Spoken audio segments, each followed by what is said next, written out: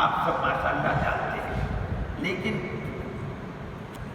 اتنی بڑی فضیلت جب ہم سب کی ہے، حافظ قرآن کی ہے جس کو ہم سب جانتے ہیں، تو ایک چھوٹی سی مثال میں بچوں کو سمجھانے کے لیے نظریے میں کہتا رہتا ہوں اکثر کہ چیز جتنی اہم ہوتی ہے، معمولی سے معمولی بگاڑ پر خطرناک نتائج مرتب ہوتے ہیں۔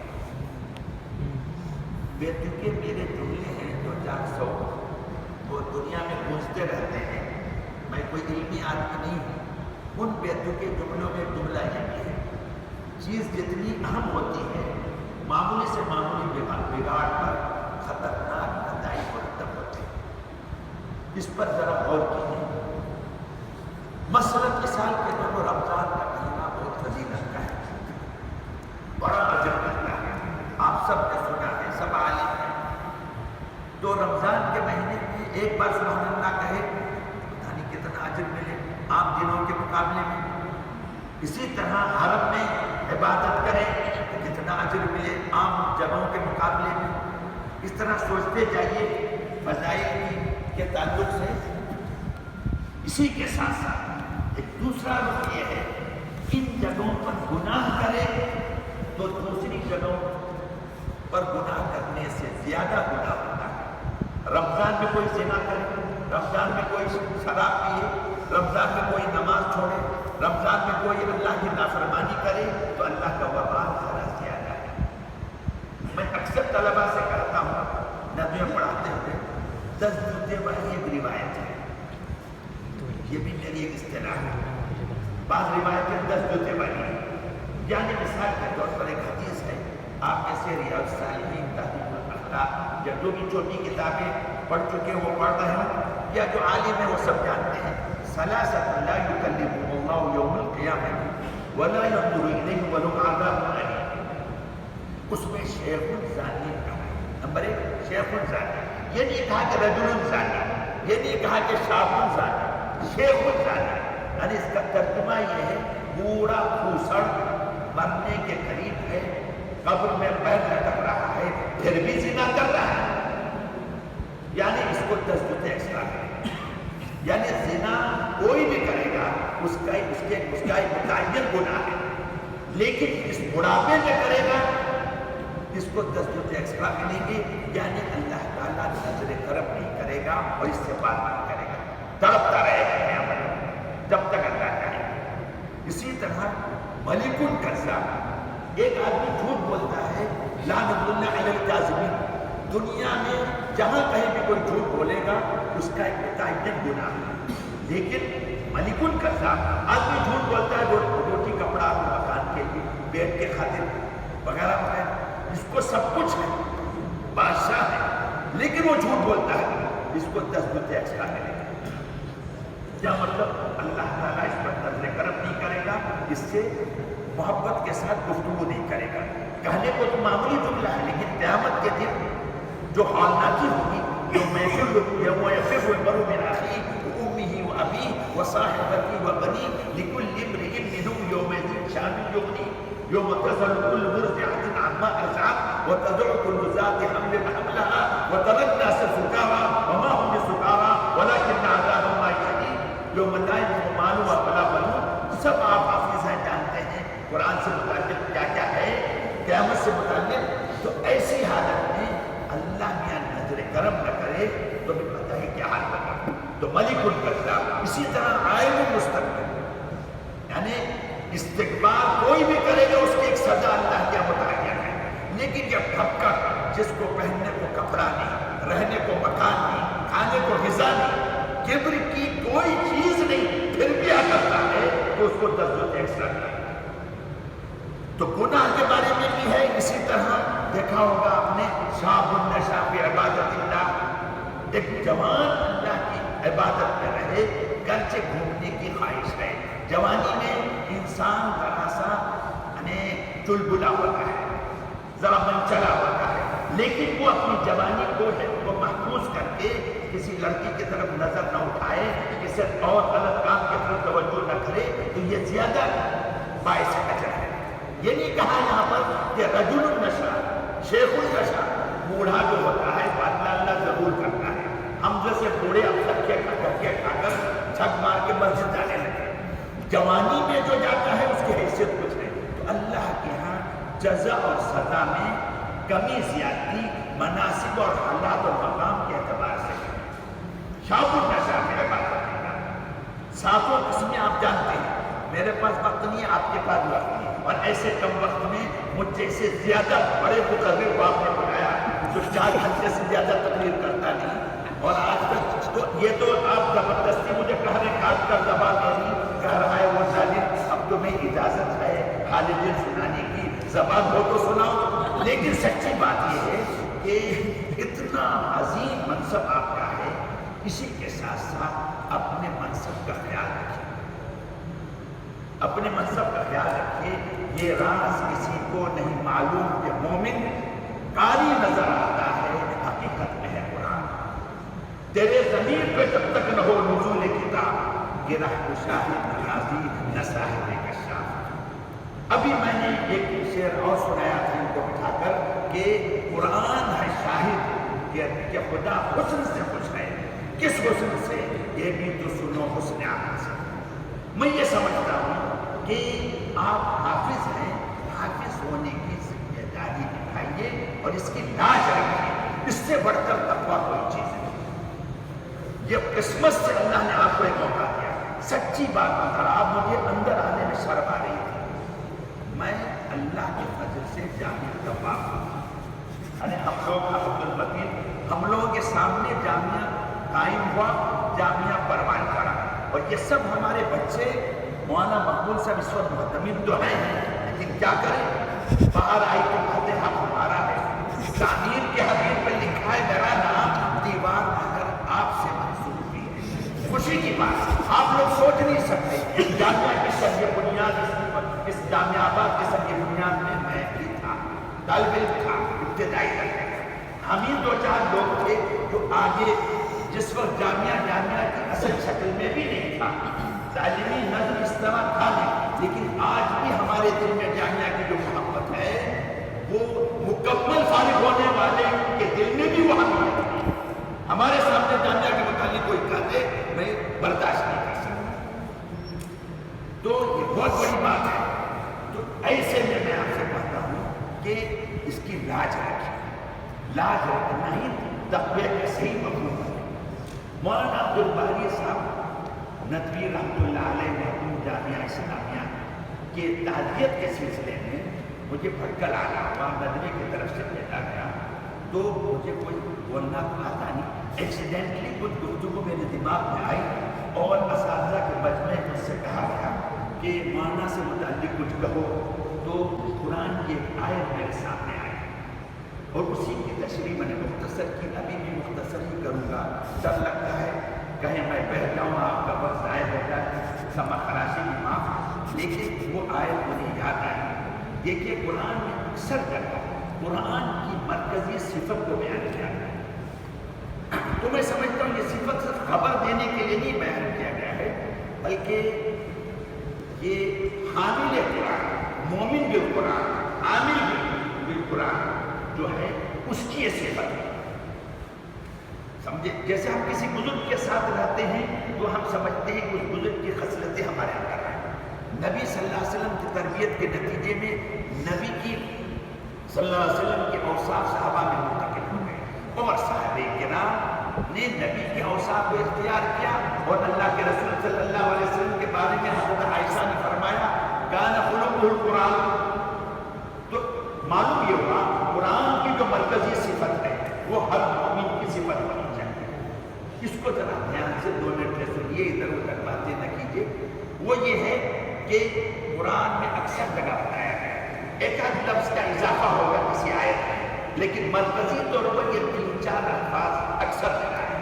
مصدقا لما بین یدیہ وہدی وبشریٰ للمؤمنین. مصدق کا لفظ بہت آیا. آپ خود ماشاء اللہ قرآن کا مطالعہ کرتے ہیں, اکثر علماء ہیں. مصدق کن کے سامنے کہا جا رہا ہے؟ بدترین یہودی, سب سے بدتر قوم دنیا کی یہودی ہے, جس کو قرآن نے خود فرمایا ضربت علیہم الذلۃ والمسکنۃ وباؤوا بغضب من اللہ.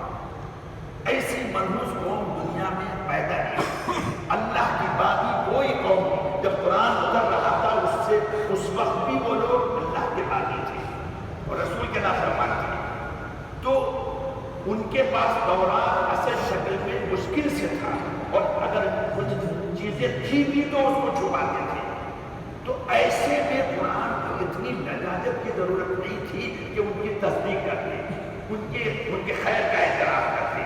لیکن قرآن قیامت تک کے مومن بالقرآن کے لیے ڈائریکشن دینا چاہتا ہے کہ جو حامل قرآن ہے اس کے اندر یہ صفت ہو، دوسروں کے خیر کا اعتراف. سمجھتے ہیں؟ یعنی مصدق لما بین یدیہ میں سب سے بڑی چیز جو نکلتی ہے دوسروں کے خیر کا اعتراف. ہمیں کوشش کرنی چاہیے ماں بین المسلمین جتنے اختلافات ہیں علمی، چاہے مسالک کی شکل میں ہو، مکاتب فکر کی شکل میں ہو، یا انفرادی زندگی کے اعمال کے تسلسل کی شکل میں ہو، یا مدارس کی قیام اور اس کے انتظام و انصراف کی شکل میں ہو، ہمارے اندر حامل قرآن ہونے کے نتیجے میں یہ صفت ہونی چاہیے ہم دوسروں کے خیر کا اعتراف کریں. قرآن تورات کا اعتراف کر رہا، تورات کے خیر کا، جبکہ اس وقت کے صاحب تورات انتہائی برپا ہے. قرآن ان پر یعنی پھٹکار بیان کر رہا ہے، اللہ کی پھٹکار بیان کر رہا ہے. لیکن پھر بھی ایک سلیقہ دینا چاہ رہا ہے مسلمان کہ مسلمان جو ہوتا ہے حافظ قرآن، عامل قرآن ہے، دوسروں کے خیر کا اعتراف. اگر یہ چیز ہمارے اندر ہوگی امت میں انتشار نہیں ہوگا، جھگڑا نہیں ہوگا، دوسرے کے خیر کے اعتراف میں قرب نصیب ہوگا، ایک دوسرے کے خیر کے منتقلی کا موقع ہوگا، اور ایک دوسرے کے اعتراف کے نتیجے میں حسد، کینہ، بغض، عداوت، چڑ، جلن جیسی امراض قلبی پیدا نہیں.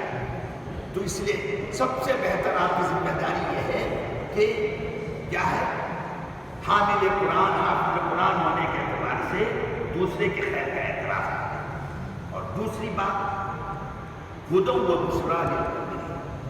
ہدن میں آپ تک ماشاءاللہ عربی داخل جانتے ہیں، کیا کہیں بلا تعالیٰ ہدن میں ربی، ہدن میں تنوین آتی ہے عظمت کے لیے، تفضیل کے، بڑائی کے لیے. اسپیشل طور پر اللہ کی طرف سے ہدایت ہے، صاحب ہدایت. قرآن کا حامل جو ہے سب سے زیادہ صاحب ہدایت ہے. وہ جہاں بھی رہے کسی کو چھیڑنے کے لیے نہ ہو، بلکہ اس کی ذات سے خیر ہوتی ہے. وہ باعث ہدایت ہو، باعث توڑ نہ ہو، باعث فتنہ نہ ہو، کم از کم حافظ کے لیے مناسب نہیں. ہدن بہت بڑی بات ہے. صاحب اکرام کی پوری عظمت یہ ہے وہ جہاں کہیں پہ رہے وہ باعث ہدایت تھے. ان میں فرق مراتب تھا. حضرت عمر کا مقام الگ تھا کہ اللہ کے رسول نے حضرت عمر کے تعلق سے فرمایا لو کان نبی بعد لکان عمر. ہر صحابی اس مقام کا نہیں تھا، فرق مراتب تھا. لیکن اس کے باوجود ہر صحابی ہدل للناس، بعد میں قرآن کے حامل مومن بالقرآن کی سب سے بڑی صفت دوسروں کے حق میں رہنمائی کا سبب بنے. یہ بہت بڑی نعمت ہے. اور تیسری بات یہ ہے کہ انسان کی ذاتی زندگی میں ایسا اٹریکشن ہو، ایسی مٹھاس ہو کہ دوسروں کے لیے پرکشش ہو. بشریٰ للمؤمنین، مومنین کے حق میں بشریٰ. بشریٰ کے معنی یہ نہیں کہ اردو میں جیسے آپ کہیں اعلان کریں بھائی کہیں خوشخبری دو، جیسے کہ انعامات دے کر دل بہلایا گیا، یہ بھی ایک اچھی چیز ہے. لیکن وجود ہمارا وجود پرکشش ہے. اللہ کے رسول صلی اللہ علیہ وسلم کی ذات مبارک پرکشش تھی. فخبن و فخمن، باقاعدہ شمائل میں گیا تو معلوم یہ حافظ قرآن کو کوئی ایسی غلطی نہیں کرنی ہے جس سے لوگ بھاگیں. کوئی ایسا کام معاشرے میں نہیں کرنا ہے جس سے لوگ اس سے بچکے کہ وہ حامل قرآن ہے، حافظ قرآن ہے. بشریٰ للمؤمنین، یہ بہت بڑی بات ہے. یہ تین صفتیں بہت اہم ہیں. میں نے کیا بتایا پہلے؟ مصدق لما بین یدیہ، یعنی امام معقول وغیرہ وغیرہ تعبیر ہے. دوسروں کے خیر کا احترام. کوشش کیجیے آپ کے بغل میں جو نمازی ہے ممکن ہے مقام کے اعتبار سے آپ سے چھوٹا ہو، لیکن ہو سکتا ہے اب اس کا کوئی عمل اللہ کو آپ سے زیادہ پسند آیا ہو اور آپ سے پہلے جنت میں جائے. اگر اس کی کوشش آپ کریں معاشرے میں تو انشاءاللہ آپ دیکھیں گے کہ آپ کے ساتھ سے خیر اتر آئے گا اور آپ باعث ہدایت ہیں. ایک لمبی چوڑی تقریر ہو سکتی ہے سے آپ کرتے تو 4 گھنٹے بولتا، لیکن اب ٹائم ہی نہیں، سورج نکل رہا تھا، سویرا ہوا نہ تھا، آپ ایسے وقت آئے کہ سجدہ کروانا تھا، آپ نے ایسے موقع پر مجھ ایسے بادل سے کہا اور ایسے عاشق سے جامعہ کے کہ اتنا بڑا مجمع میرے جیسے کے لیے پاگل ہونے کے لیے کافی تھا، میں چمن میں کیا گیا، وہ یا درستہ کھل گیا، بلبلے نالے میرے سن کر غزل خواہ ہو گئی، تو بہرحال میں نے بتایا کہ سب کلمہ پہنے گئی وہ ہدوں و بشرا للمؤمنین، للکافرین نہیں ہے، معلوم ہوا مومنین کے حق میں ہم لوگ ہمارے وجود میں اٹریکشن اس کی کوشش کی، یہاں یہ نہیں کہا کہ شافعیین یا حنفیین یا سلفیین یا تبلیغیین یا جماعت اسلامیین یا اور کچھ یہ نہیں، اور کچھ عید بھی نہیں، للمؤمنین بشرا للمؤمنین، اس کی تحقیق کیجیے، اس کی آیت کی تفسیر 10 تفسیروں میں دیکھیے، کبھی تنہائی میں مجھ سے ملیں گے تو 1 گھنٹہ میں بول سکتا ہوں، لیکن آپ کو میں نے پہلے کہا چیز جتنی اہم ہوتی ہے معمولی سے معمولی بگاڑ پر خطرناک نہیں کرتا، میں غلطی کروں تو اللہ اتنی پکڑ نہیں کرے گا، اس لیے میں حافظ نہیں، آپ حافظ ہیں اور عالم ہونے جا رہے ہیں، عالم ہو چکے ہیں، بہرحال آپ کی ذمہ داری زیادہ ہے، یقیناً آپ کے پیچھے میں چلوں گا، جنت میں آپ سے کہا جائے گا قرآن پڑھتا جا چلتا جا، میں بھی تم پکڑ لوں گا، یہ ہمارا نمازہ ہے، بولتا ہے سب کسی کا پکڑ لوں گا، امین کوئی پکڑ لوں گا، بھیا یہ ہمارا بھانجا ہے، تو بہرحال میں تو کسی کے پیچھے چلوں گا انشاءاللہ، تو اللہ کی ذات سنی تو مجھے دھکا نہیں دیا جائے، جیسے آپ نے زبردستی مجھے یہاں بٹھا دیا، اس سے آثار ایسے ہیں دھکا نہیں دیا جائے، لیکن جڑ پہ آپ جائیں، لیکن آپ کی ذمہ داری اگر معمولی بگاڑ ہے خطا، اس کی مثال سمجھیں، مثلاً سواریاں ہیں، سائیکل بالکل معمولی سواری ہے، بٹکل میں سائیکل کا فقدان ہے، پیسے ماشاءاللہ بہت ہیں، یو پی بہار میں سائیکل بہت ہے، سائیکل ایکسیڈنٹ ہو جائے، چور چور ہو جائے، آدمی بدن جھاڑ کے کھڑا ہے، کیا ہوگا، کچھ نہیں ہوا، ٹوٹ گئی، سمجھا، سائیکل معمولی سواری، اور 2 ویلر جو ہے پنچر ہو جائے، ٹانگ ٹوٹ گئی، سمجھا، موٹر سائیکل میں ایکسیڈنٹ ہو جائے تو ٹانگ ٹوٹنا ضروری ہے، اور 4 ویلر میں ایکسیڈنٹ ہو جائے تو لاش کر گئی، سمجھا، اور ہوائی جہاز کی اسکرو ڈھیلا ہوا جائے تو لاش بھی نہیں کرے، اگر آپ سواریوں کا توازن دیکھیں، سوچنے کی بات ہے، چیز جتنی اہم ہے معمولی بگاڑ پر خطرناک نتائج ہے، جہاز بہت تیز ہے، بہت اچھی سواری ہے، لیکن لاش ملنا مشکل ہے، کیوں بگاڑ، ایک مثال دینے کے لیے آپ کو سمجھا رہا ہوں میں، سوچئے چیز جتنی اہم ہوگی معمولی بگاڑ پر خطرناک نتائج مرتب ہوگی، یہ سب آپ کو انعامات جو دیے گئے، اصل انعام تو انشاءاللہ آخرت میں تاج پہنایا جائے گا، کیسی روشنی ہوگی، کیا کیا فضیلتیں ہوگی، وہ سب آپ جانتے ہیں، میں کیا بیان کروں، لیکن ذمہ داری ہے پرہیزگاری بچنے کی، وَاعْبُدُوا رَبَّكُمْ لَعَلَّكُمْ تَتَّقُونَ میں بہت سے مفسرین نے لکھا ہے عبادت کرو تاکہ تم متقی ہو، یہ عجیب سا لگتا ہے، ارے بھائی شراب چھوڑو تاکہ تم متقی ہو، جھوٹ چھوڑو تاکہ تم متقی ہو، یہ تو بات سمجھ میں آتی ہے، عبادت نام ہے تقوی کا، تو وَاعْبُدُوا رَبَّكُمْ کے بعد لَعَلَّكُمْ تَتَّقُونَ کیوں ہے، تو اس پر بعض لوگوں نے شرح لکھی ہے، عبادت کے معنی معمورات کی پابندی، معمورات کی پابندی کرو تاکہ نقصان دہ چیز سے بچنے کی عادت پڑے، تقون میں یہاں پر کیا ہے، نقصان دہ چیز کے معنی جہنم سے بچنا، جہنم میں کہیں نہ چلے جائیں، اللہ کی پکڑ نہ ہو، تو نقصان دہ چیز سے بچنے کی عادت ہے، آپ کے مقام سے فروتر کوئی حرکت نہ ہونا چاہیے، اگر آپ آج سے طے کر لیں اس مجلس سے کہ ہمیں آج سے حافظ ہونے کی حیثیت سے ہمیں کوئی ایسا حرکت نہیں کرنی ہے جس سے ہمارے اس مقام سے اللہ نے ہمیں ہٹا دے، تو اس احساس کو آپ لے کے جائیں گے تو میں سمجھتا ہوں انشاءاللہ اللہ تعالیٰ آپ کو کامیاب کرے گا، اور اگلے مرتبہ پہ جمع ہوں گے تو انشاءاللہ یہاں بھی انعامات زیادہ ہوں گے، اور آخرت میں تو آپ کو اللہ نوازے گا، معاف کیجیے گا، مثال یاد رکھیے گا، چیز جتنی اہم ہوگی معمولی سے معمولی بگاڑ کو خطرناک نتائج مرتب ہوں گے، اور قرآن کی مرکزی 3 صفتیں جو بیان کی گئی ہیں، مصدقا لما بین یدیہ وہدی وبشریٰ للمؤمنین۔